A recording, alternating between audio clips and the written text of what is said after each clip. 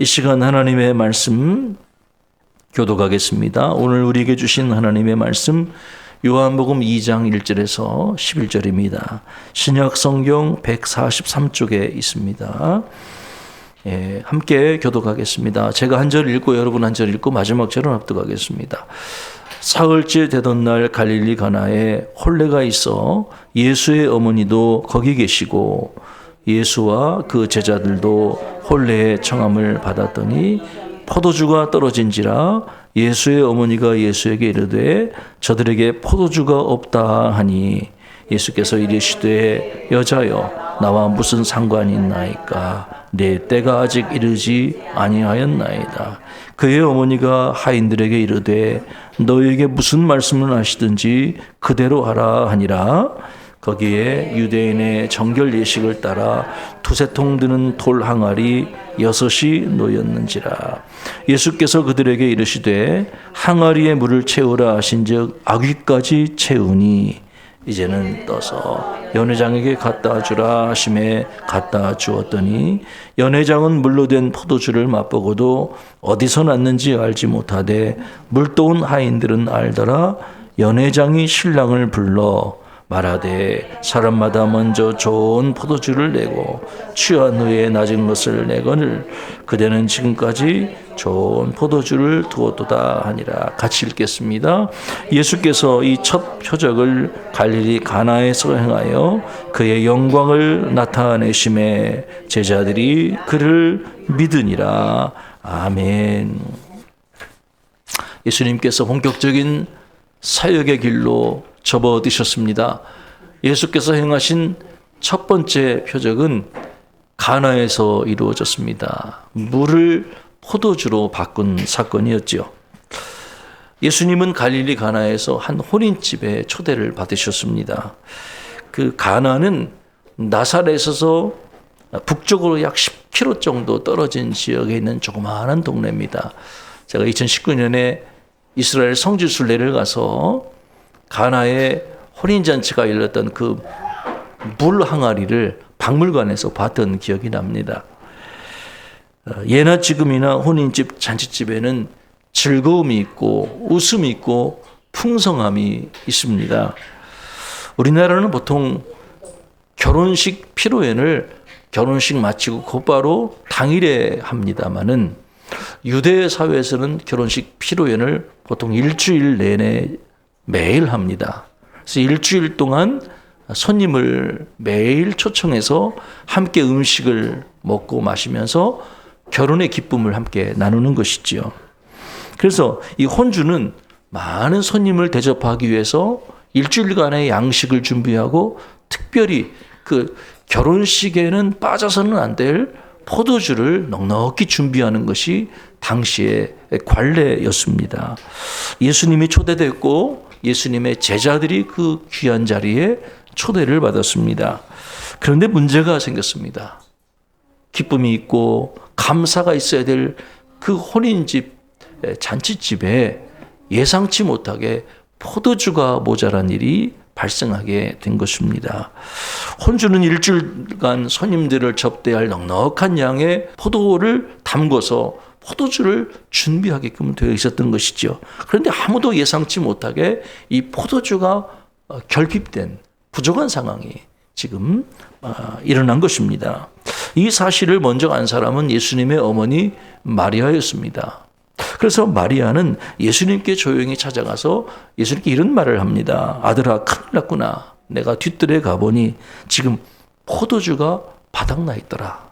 어디 가서 포도주를 구해올 수도 없고 참 난감한 상황이다. 이런 이야기를 마리아가 합니다. 그러자 예수님이 어머니께 이렇게 대답하시죠. 예수께서 이르시되 여자여 나와 무슨 상관이 있나이까 내 때가 아직 이르지 아니하였나이다. 여러분 이야기 듣고 뭘 느끼세요? 좀 당혹스러운 대답이 아닌가 싶어요. 예수님께서 어떻게 자기 육신의 어머니에게 여자요라고 대답을 했는지 조금 낯설기도 합니다. 그리고 예수님의 이 뉘앙스를 보면 아직 내 때가 이르지 않았습니다 라고 약간 이건 나와 별로 관련이 없는 일입니다 라고 부정적인 대답을 해 주신 거죠. 어떤 학자들은 예수님이 어머니에게 여자애라고 부른 것이 그 당시의 상황에서는 아주 친밀한 호칭이었다라고 이야기를 하기도 합니다만은, 그러나 우리 문화로서는 아들이 어머니에게 여자여라고 이야기하는 것은 좀 분명히 낯선 상황이기도 합니다. 더군다나 나와 무슨 상관이 있나이까라고 이야기한 것도 좀 뜻밖의 대답이셨죠. 분명 어떤 이유인지는 우리는 알 수 없지만 지금 예수님과 그의 모친 마리아 사이의 대화에는 약간 거리감이 느껴지는 그러한 대화처럼 우리가 느껴집니다. 아마 예수님은 스스로 아직 자신의 때가 이르지 않았다라고 대답하셨잖아요. 그래서 아직 때가 이르지 않았다라고 느끼셨던 것 같습니다. 오직 그 때는 하나님 아버지께서 정해주신 때라고 할 수 있는 것이죠. 예수님이 지금 그거를 인식한 겁니다. 여러분, 지금 예수님은 어머니 마리아 앞에 아들로 서 있는 것이 아니라 하나님이 세우신 구원자로 서 있던 것이죠. 그래서 이 마리아도 사실은 예수님의 어머니이기 전에 죄인으로서 하나님의 아들의 말씀을 들어야 될, 그리고 하나님의 구원이 필요한 부족한 존재로서 어머니도 지금 서 있다는 것을 우리는 느낄 수가 있는 것이죠. 흥겨워야 할 자리에, 기쁨이 넘쳐야 될 자리에 예상치 못한 결핍의 문제가 존재한다는 것, 그래서 당혹스럽다는 것, 사실 이것이 우리 인생에 겪는 어려움이기도 합니다. 생각해 보십시다. 일생 한 번뿐인 결혼식을 준비하기 위해서 그 당사자들과 그 부모들이 얼마나 많은 준비와 노력을 했겠습니까? 이것저것 신경 쓰고 먹을 것을 준비하고 손님을 초대하고 옷을 준비하고 그러면서 아마 꼼꼼하게 모든 일을 잘 치르기 위해서 많은 준비와 노력을 했을 것입니다. 그럼에도 불구하고 전혀 예상치 못한 결핍 앞에서 그들은 아무것도 할 수 없는 속수무책인 연약한 존재라고 하는 것이죠. 풍요 속의 빈곤이라고 할 수 있는 것입니다.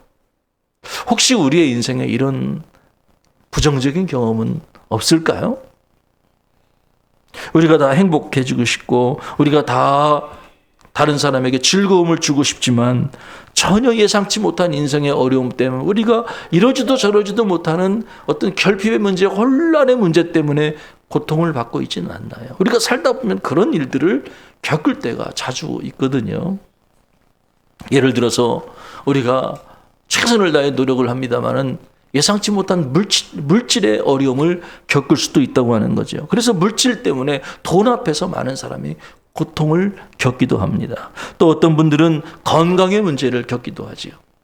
체력을 단련하고 운동을 하고 음식을 조절하고 열심히 준비하지만 때 아니게 찾아온 질병이나 또 사고 앞에서 우리는 고통을 받으면서 무너져 내리기가 쉽다고 하는 것이죠.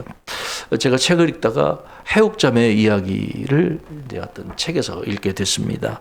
이 해옥자매는 그녀가 출석하는 교회 홈페이지에 날마다 두레박을 내리는 여자라는 제목으로 자기 말씀 묵상을 매일 나누는 그런 청년, 미혼의 청년이었습니다. 그녀가 이제 이런 글을 올리게 됩니다. 그렇습니다. 저는 이렇게 하루하루를 살아가고 있습니다.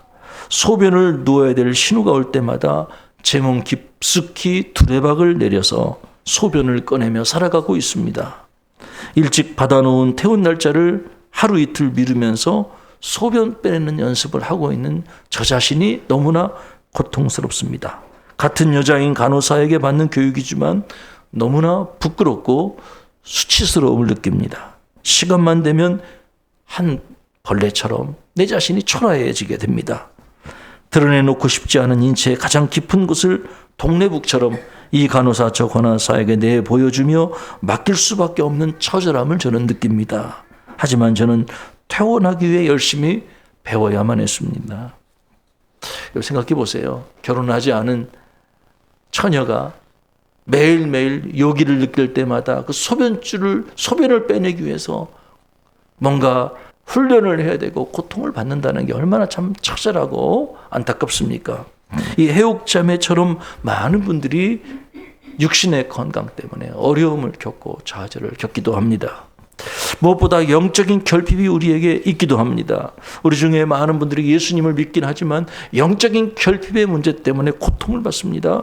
가정의 평화를 위해 교회 나오고 뭔가 마음에 소원이 있어서 습관적으로 교회 나오지만 영적인 마음의 기쁨과 평안을 누리지 못하고 여전히 마음에 큰 시험과 무게감을 느끼며 신앙생활을 하는 경우가 있다고 하는 것입니다. 이런 경우 다 우리 인생의 기쁨의 포도주가 모자란 경우라고 할 수 있습니다. 갑자기 닥친 결핍을 우리 힘으로는 어떻게 할 수가 없는 것이지요. 누군가 도와줘야 되는 겁니다. 이런 경우 여러분, 우리는 누구에게 가서 도움을 요청할까요? 혹시 여러분은 인생의 결핍의 문제를 만나서 그 문제를 어떻게 해결하셨습니까? 마리아는 포도주가 떨어진 것을 발견하고 이 문제를 가지고 예수님 앞에 나왔습니다. 비록 예수님께 호의적인 대답을 듣지는 못했지만 예수님의 모친 마리아는 그분이 무슨 말씀을 하시든지 그분이 무엇인가를 이룰 수 있다라고 믿음으로 기대했던 것이지요. 그래서 하인들에게 이렇게 당부합니다. 예수께서 너희에게 무슨 말씀을 하시든지 너희는 그 말을 귀담아 듣고 그대로 순종해야 한다. 이게 마리아가 하인들에게 한 당부였던 것이죠. 마침 그곳에 두세 통 드는 돌 항아리 6개가 놓여 있었습니다. 이 돌 항아리는 평상시에 유대인들의 정결 예식을 위해서 준비된 마르는 돌 항아리였습니다. 자, 여러분, 정결 예식이라는 게 뭘까요? 유대인들의 정결 예식이라는 것이 과연 무엇입니까? 유대인들은 스스로를 정결하게 하는 일에 굉장히 관심을 기울였어요. 그것이 이제 장로들의 전통이라고 알려져 있었죠. 예를 들어서 음식을 먹기 전에 손을 깨끗이 씻는 거죠. 물론 우리 사회에서도 음식 먹기 전에 애들한테 손 깨끗이 씻고 먹어라. 위생상의 문제로 우리가 이야기를 합니다만은 유대인들은 위생상의 문제도 그렇지만은 더 중요한 것은 자신을 정결하게 하는 종교적 예식으로서 음식 먹기 전에 손을 깨끗이 씻는 습관이 있었던 거죠. 뿐만 아니라 시장에 가서 돌아와서는 식사하기 전에 전신을 깨끗한 물로 목욕을 하고 난 다음에야 음식을 먹을 정도로 그들은 종교적인 결례를 굉장히 중요하게 생각했습니다. 심지어 그들이 먹는 음식과 관련돼서 잔과 주발과 놋그릇을 깨끗이 씻어야 음식을 먹는 것처럼 어쨌든 자기 몸에 들어가는 입에 들어가는 모든 것에 관련된 거는 그 바깥에 부정한 것이 자신을 더럽히지 못하도록 그릇을 씻고 손을 씻고 몸을 씻으면서 아주 깨끗하게 자신을 정결하게 하는 것에 그들은 관심을 기울이고 있었다고 하는 것이. 그래서 이 가나안 혼인집에 많은 사람들이 초대되었을 때 그들이 더럽지 않도록 이 큰 돌 항아리 6을 마련해서 그들의 손과 발을 깨끗이 씻는 그런 용도로 돌 항아리가 준비가 되어 있었다고 하는 것이지요. 그래서 이 바리새인들은 예수님의 제자들이 손을 씻지 않고 음식을 먹는다라고 불평하면서 비난했던 적도 있었던 거지요. 자, 이 돌 항아리는 유대인들의 정결을 위해 마련된 것이었습니다. 돌 항아리 한 통에 약 40리터가 들어가니까 이게 두세 통 드는 돌 항아리 6이니까 계산해 보면 약 600리터의 어마어마한 물을 그 안에 담아 놓았던 것이죠. 그런데 이 예수님은 우리로서는 이해할 수 없는 뜻밖의 명령을 하인들에게 내리셨습니다. 그 돌 항아리 6개에 물을 가득 채우라는 것이었습니다. 아니, 어떻게 이것이 가능한 일입니까? 유대인의 정결을 위해서 마련된 그런 용도로 따로 마련된 그 돌 항아리 6개에 물을 채우는 거 얼마나 힘든 문제예요. 물을 길러다가 그 600리터를 채운다는 건 결코 쉬운 일이 아니고 그 채운다고 한들 그 돌 항아리는 정결을 위해서 준비된 돌 항아리였잖아요. 포도주를 담기 위해서 마련된 항아리가 아니었다고 하는 것이죠. 그러니까 이런저런 생각하면 이 하인들이 예수님의 말씀에 순종하기가 결코 쉽지 않았다는 것을 우리는 예측할 수가 있는 것입니다. 차라리 예수님이 제 하인들에게 야, 너 빨리 가서 돈을 주면서 저 마을에 가서 좀 포도주를 사와라. 아니면 지금이라도 급하게 포도라도 좀 급하게 구해와라. 임기응변으로 내가 가져오면 내가 뭔가 변화를 일으키겠다고 말씀하시면 그게 더 쉬운 것처럼 보일 수 있죠. 예수님의 두 번째 명령이 내립니다. 이제는 떠다가 연회장에게 갖다 주라. 아직 아무 기적도 일어나지 않았어요. 그저 단지 아구까지 하인들이 물을 채웠을 뿐이죠. 그것은 물이에요. 그런데 참 놀라운 것은 변화가 어떤 시점에 일어났느냐 하는 거죠. 하인들이 예수님의 말씀에 순종해서 그 항아리에 담긴 물을 연회장에게 갖다 주는 순간 그 물이 포도주로 바뀌게 된 겁니다. 할렐루야. 예수님이 일하신 거죠. 물이 변하여 포도주가 된 시점은 언제였느냐면 바로 하인들이 순종할 때였다고 하는 거예요. 연회장이 그것을 떠다 주었을 때 그들은 분명 물을 떠다 주었지만 갖다 주었더니 포도주가 되었다고 하는 거예요. 얼마나 놀랐을까요? 생각해 보세요. 물이 변하여 포도주가 된다.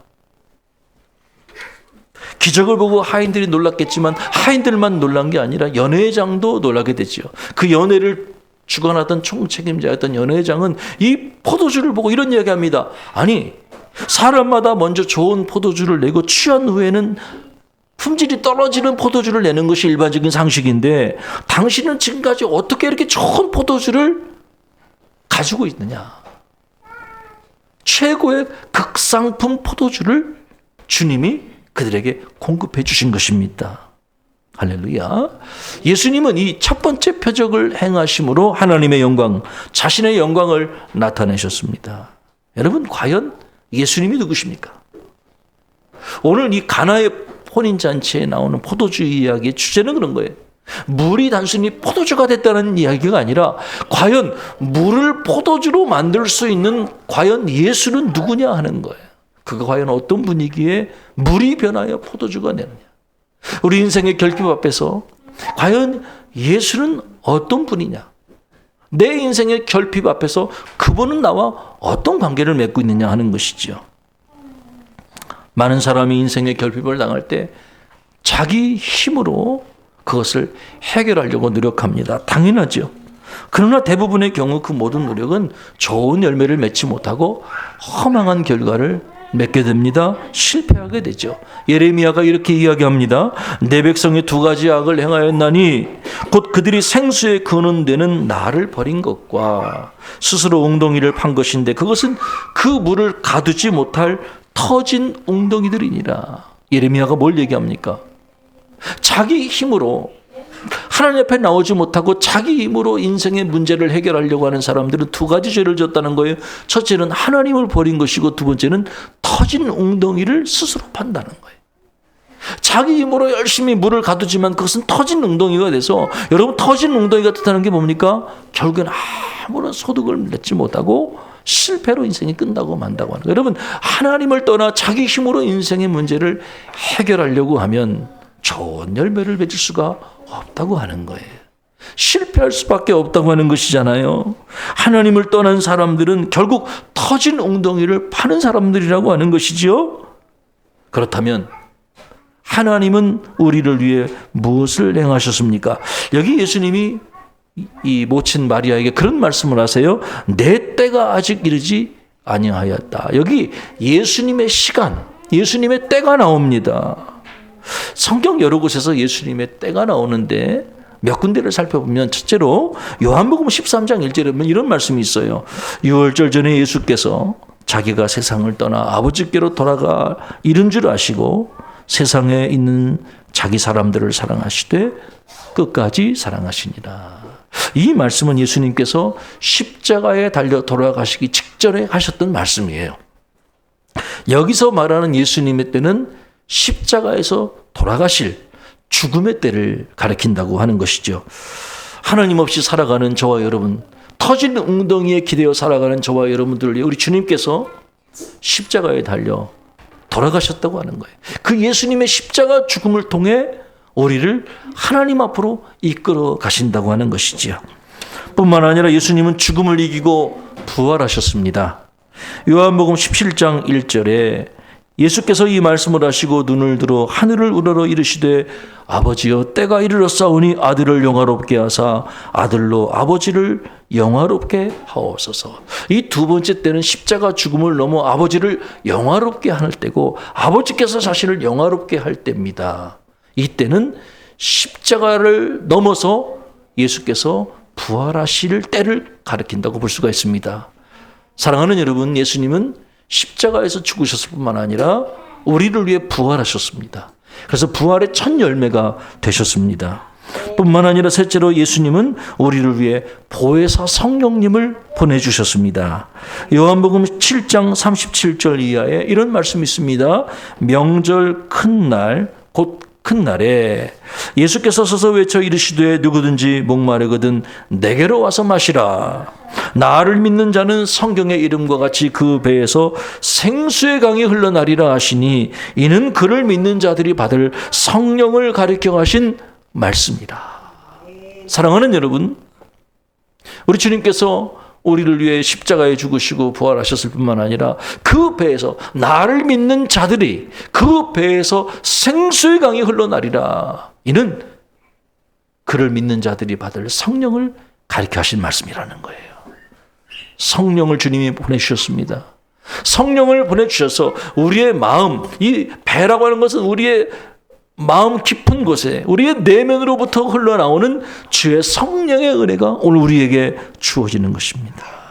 그래서 이 돌 항아리, 이 정결 예식에 사용되었던 이 돌 항아리를 주님이 사용하셔서 하나님의 충만한 복을 누리게 하신다는 거죠. 이 돌 항아리는 뭡니까? 인간의 종교적인 노력, 정결 의식을 떠올리게 하잖아요. 많은 유대인이 율법을 지키고 그리고 장로들의 전통을 지켜서 내가 하나님의 뜻을 행할 수 있다라고 착각을 하는 것이잖아요. 그러나 생각해 보세요. 그 율법과 장로들의 전통을 지킨다고 해서 우리 인생의 궁극적인 문제가 해결되는 것은 아니라고 하는 거예요. 여러분 생각해 보십시다.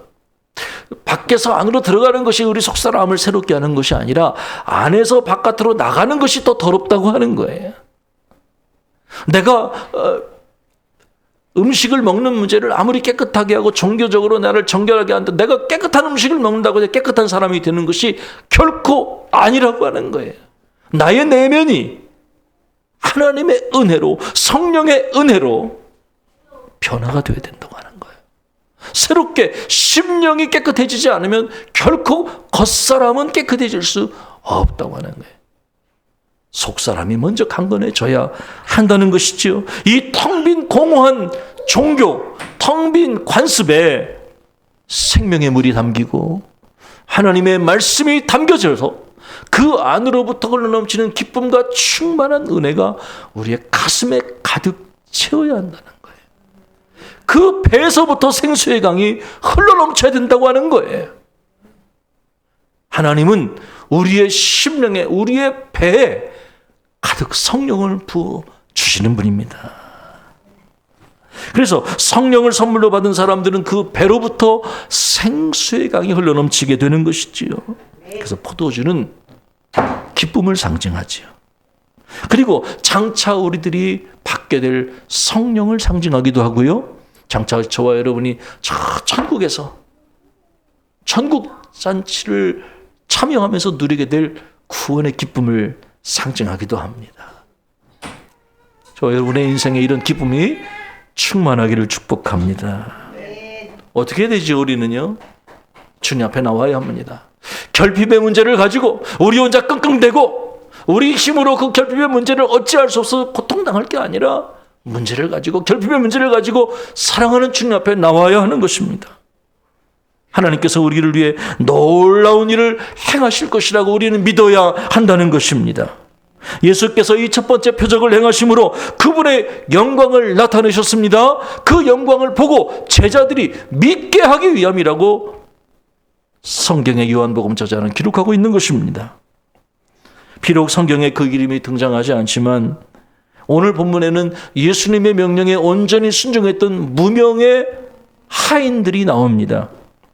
그들은 예수님의 이해할 수 없는 명령에도 온전히 주님의 말씀에 순종하지요. 그래서 항아리에 물을 채우라 말씀할 때 그들은 아구까지 채우는 온전한 충만한 순종을 그들이 행하게 됩니다. 뿐만 아니라 그 물을 떠다가 연회장에게 갖다 주라라고는 이해할 수 없는 명령 앞에서도 그들은 당황스럽겠지만 그 명령에 순종하여 그 물을 떠다 주었을 때, 갖다 주었을 때 그 물이 극상품 포도주로 변한 놀라운 기적을 경험하게 됩니다. 이처럼 하나님이 일하시는 방법은 오늘날에도 믿음의 사람, 순종의 사람을 통해 일하시고 계신다는 거지요. 예수님은 기쁨의 포도주가 떨어진 그 혼인잔치의 집에서 혼자 일하지 않으셨어요. 주님은 단지 말씀하셨어요. 주님의 말씀을 듣고 그 말씀에 순종해서 땀 흘려 순종하며 일한 자들이 하나님의 역사를 가장 먼저 체험하게 된 것입니다. 지금도 예수님은 우리에게 말씀하십니다. 인생의 결핍 앞에 있느냐? 내 말을 들어라. 생명의 말을 들으라. 그리고 순종하라고 주님 오늘 우리에게도 말씀하고 계시는 것입니다. 주님이 말씀하실 때 우리가 그 말씀을 아멘으로 받고 겸손히 묵묵히 순종할 때 우리 인생의 결핍의 문제는 기쁨으로 변화될 수가 있는 것입니다. 만약 저와 여러분이 예수님의 말씀에 순종하며 살아갈 때 우리는 내 주변에 기쁨을 잃고 살아가는 그런 많은 사람들에게 기쁨의 포도주를 나눠주는 유통자로 살아가게 될 것입니다. 끝으로 해옥자매 이야기를 좀 하고 말씀을 마치겠습니다. 해옥자매는 힘든 투병 기간 중에도 매일매일 말씀을 묵상하며 하나님 앞에 가까이 나가게 됐습니다.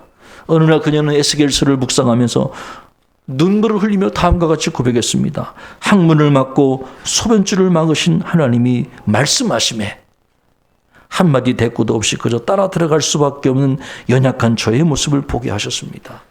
두레박을 매일 내리는 일 고단하고 힘들지만 그날이 이를 때까지 수고를 아끼지 않아야 하리라 굳게 다짐합니다. 나의 수치를 바라보게 하신 하나님, 감사가 무엇인지 알게 하신 하나님, 평안이 넘치도록 인도하신 하나님, 저는 감히 당신을 사랑합니다. 사랑합니다. 인생의 쓰라린 고통 앞에서 해옥자매는 말씀을 묵상하는 중에 말씀하시는 주의 음성을 듣고 위로를 얻습니다. 그리고 자기를 향한 하나님의 사랑을 병실에서 깨닫게 됩니다. 여러분, 고통이 있습니까? 그 고통의 의리를 좌절하게 합니까? 낙심하지 마십시오. 하나님의 말씀에 길이 있습니다. 하나님의 말씀에 순종할 때 역사가 일어납니다. 하나님의 말씀에 순종할 때 나의 삶에 감사가 넘치게 됩니다. 해옥자매가 인공 장루를 달고 간증을 시작합니다. 태어난 지 사흘도 되지 않아 홈페이지에 날마다 매일매일 자기 병실에서 묵상한 큐티 말씀을 나누기 시작합니다. 해옥자매가 하나님 옆에서 그렇게 인생의 고통을 만났을 때 자신의 그 가식된 가면을 벗고 진실한 마음으로 하나님 앞에 나아가자 하나님께서 해옥자매를 불쌍히 여겨주셨습니다. 인공 장루를 달고 여자로서 수치를 느끼며 간증한 지 일주일이 지나서 하나님께서 그녀에게 놀라운 회복의 은혜를 허락해 주셨습니다. 병원에서는 모두 있을 수 없는 일이라고 입을 모았다고 합니다. 사랑하는 여러분, 지금 여러분은 어떤 인생의 결핍을 느끼고 계십니까? 흥겨워야 할 혼인집 잔치집에 뜻하지 않게 포도주가 떨어진 인생의 결핍 때문에 우왕다왕하며 고통받고 있지 않습니까? 만일 여러분이 이러한 상황이라면 이 말씀을 꼭 기억하세요. 지금 여러분이 겪고 있는 그 문제에 주님이 함께 계십니다. 주님은 멀리 있지 않습니다. 지금 내가 결핍의 문제 가운데 있는 그 상황 가장 가까운 곳에 우리 주님이 함께 계십니다. 예수님이 여러분을 도와주시고 여러분의 필요를 채워주시기를 원하십니다. 여러분이 손을 뻗어 주님 도와주세요. 저는 주님을 신뢰합니다. 주님 한 말씀만 해주세요. 주님의 그 한 말씀이면 내 인생의 결핍이 해결될 것입니다라고 그 주님의 한 말씀을 사모하시기 바랍니다. 혹시 여러분 주변에 인생에 뜻하지 않은 결핍의 문제 때문에 고통 가운데 있는 분이 계십니까? 우리가 겪는 결핍의 문제보다 더 중요한 것은 그 결핍 속에서 주님을 발견하는 일이라고 믿어요. 사랑하는 여러분, 여러분 이웃에게 찾아가서 예수를 전하십시오. 여러분 주변의 결핍의 문제는 그들 힘으로 해결할 수 없습니다. 여러분의 힘으로도 해결할 수 없습니다. 주님이 해결해 줄 수 있어요. 인생의 결핍의 문제를 해결해 줄 수 있는 분이 누구인지를 우리는 이미 알고 계셔요. 예수께서 해결하십니다. 그분의 말씀이 해결하십니다. 여러분, 예수를 전하셔야 합니다. 터진 웅덩이를 보면서 또 좌절하고 있는 그 누군가를 찾아가셔서 손을 잡아주시고 위로하시고, 그리고 한마디 하셔요. 하나님이 당신을 사랑하십니다. 주님이 당신을 도와주십니다. 그 인생의 한마디가 그의 삶을 변화시키고 그를 하늘 앞에 이끄는 귀한 계기가 될 줄로 믿습니다. 오늘 저와 여러분이 이번 한 주간 인생의 결핍 가운데 고통받고 있는 이웃을 찾아가서 예수를 증언하는 귀한 삶이 되어지기를 예수 그리스도의 이름으로 간절히 축복합니다. 기도하십시다. 주님, 감사합니다. 오늘 우리에게 귀한 말씀 주시고 인생의 결핍 앞에서 고통 가운데 있는 우리에게 주님 한 말씀 하셔서 인생의 변화를 일으켜 주시는 주님을 찬양합니다. 하나님, 우리 안에 결핍의 문제로 고통하지 않게 하시고 그 가운데 계신 주님을 바라보는 영적인 눈을 열어주시옵소서. 그래서 예수가 하나님의 아들이심을 믿고 그 예수 그리스도를 사람들에게 증언하는 저희의 삶이 되게 하옵소서. 살아계신 예수 그리스도의 이름으로 간절히 기도하옵나이다. 아멘.